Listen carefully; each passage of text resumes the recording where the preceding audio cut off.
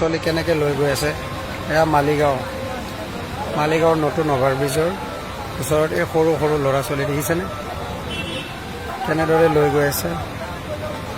বিপদৰ ওপৰত বিপদ আপোনালোকে চাওক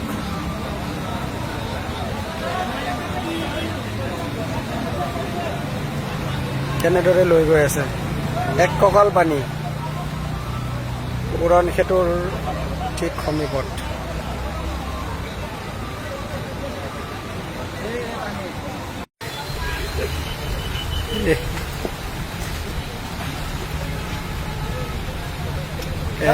মালিগাঁৱৰ নতুন ব্ৰিজ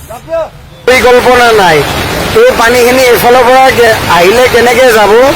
অসমত কোনো ধৰণৰ এজন ইঞ্জিনিয়াৰ নাই চাগে অসম চৰকাৰৰ এইটো হৈছে পৰিকল্পনাবিহীন আঁচনি ফ্লাইঅভাৰখন বনাইছে কিন্তু ইয়াৰে পানীখিনি কোনফালে যাব কোনো ধৰণৰ পৰিকল্পনা নাই যাৰ বাবে এনেকৈ হাজাৰ হাজাৰ মানুহ এম্বুলেন্স পৰ্যন্ত এনেকৈ ৰৈ থাকিব লগা হৈছে মালিগাঁও ফ্লাইঅভাৰৰ ওপৰত 2 ঘণ্টা ধৰি এনেদৰে এম্বুলেন্সৰ লগতে সাধাৰণ মানুহবোৰ এনেকৈ ৰৈ থাকিব লগা হৈছে ইয়াৰ কাৰণ একমাত্ৰ এটাই নতুন ব্ৰিজখন পোৱাৰ আগত যিখিনি ডাউন আছে সেই ডাউনখিনিত প্ৰায় 1 কঁকাল পানী হৈছে আৰু সেই পানীটো বৰ্তমান পানীটো যাব নোৱাৰাৰ বাবে তাত গাড়ী যাব পৰা নাই আৰু যি 2খন গাড়ী গৈছিলে তাত বন্ধ হৈ আছে বন্ধ হৈ থকাৰ ফলত এতিয়া গাড়ীবোৰ যাব পৰা নাই গতিকে জিএমচি কৰ্তৃপক্ষই এই যিখিনি পানী ওলোৱাৰ ব্যৱস্থা যাতে অতি বিনম্ৰভাৱে অনুৰোধ জনাইছোঁ বহুত সময় হ'ল এনেদৰে এম্বুলেন্স ৰৈ আছে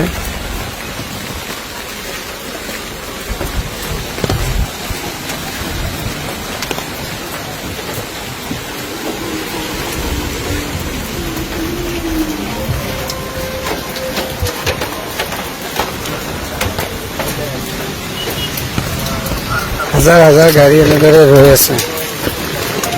একদম আদাবাৰীৰ পৰা মালিগাঁৱলৈকে